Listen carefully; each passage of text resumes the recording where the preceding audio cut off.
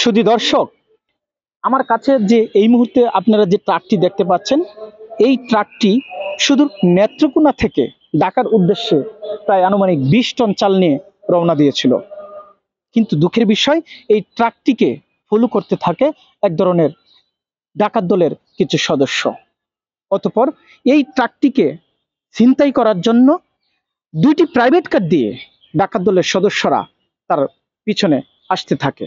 এক পর্যায়ে আস্তে আস্তে ত্রিশাল থানার চেলেরঘাট চেয়ারম্যান বাড়ি মোড় সংলগ্ন এই চালভর্তি ট্রাকটিকে তারা জিম্মি করে ফেলে।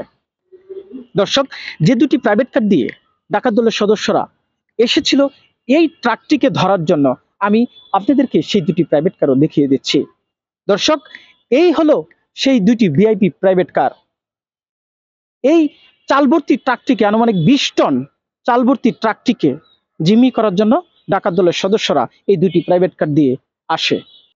আপনারা জানেন, গত 31/5/2024 তারিখ একটি চালভর্তি ট্রাক নেত্রকোনা থেকে ঢাকা যাওয়ার উদ্দেশ্যে রওনা হয়ে ত্রিশাল থানাধীন বাগান চেয়ারম্যান বাড়ি মোড় পৌঁছামাত্র 2টি প্রাইভেট কার গাড়িটির ট্র্যাক দেয়।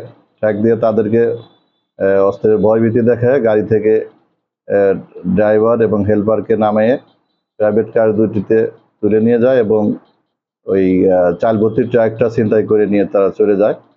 পরবর্তীতে আমরা এই উক্ত ঘটনা সংক্রান্তে বাদীর অভিযোগ প্রাপ্তি সাপেক্ষে আমরা একটি মামলা রুজু করি। সেই মামলায় গত রাত্রে তথ্য প্রযুক্তির মাধ্যমে আমরা জানতে পারি যে নেত্রকোনা জেলার কিছু সংঘবদ্ধ ও ছিনতাইকারী উক্ত ঘটনাটি ঘটেছে।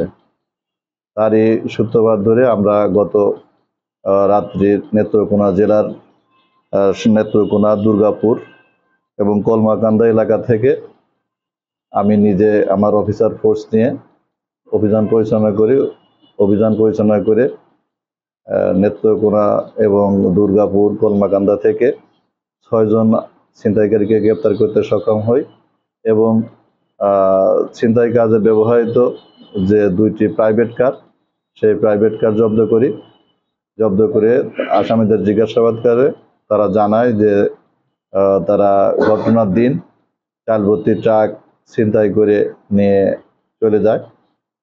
পরবর্তীতে আরো জিজ্ঞাসাবাদের সাথে জানায় যে তারা এই আন্তঃজেলা ডাকাত দলের সদস্য, তারা বিভিন্ন এলাকায় ডাকাতি, এই চালসহ চিনি এবং বিভিন্ন গরুবাহী ট্রাক ছিনতাই করে আসতেছে বলে তারা স্বীকার করে। তাদেরকে আমরা জিজ্ঞাসাবাদ করে তাদের ঘটনার সত্যতা স্বীকার করে পরবর্তীতে আমরা তাদেরকে রিমান্ডের আবেদন সহ বিজ্ঞ আদালতে প্রেরণ করি। দর্শক, এইভাবে অনেকদিন যাবত, দীর্ঘদিন যাবত এরা চিনি, চাল এভাবে এই ডাকাত দলের সদস্যরা এভাবে ছিনতাই করতে থাকে। তাহলে দর্শক, কিভাবে আমাদের দেশের ব্যবসায়ীরা ব্যবসা করবে, এটি নিয়েও জনমনে প্রশ্ন। কিন্তু এবারে ত্রিশাল থানার সহযোগিতায় এই চোর চক্রটি ডাকাত দলের সদস্য গ্রেপ্তার হয়। জান্নাতুল ফারুকী, IBM টেলিভিশন।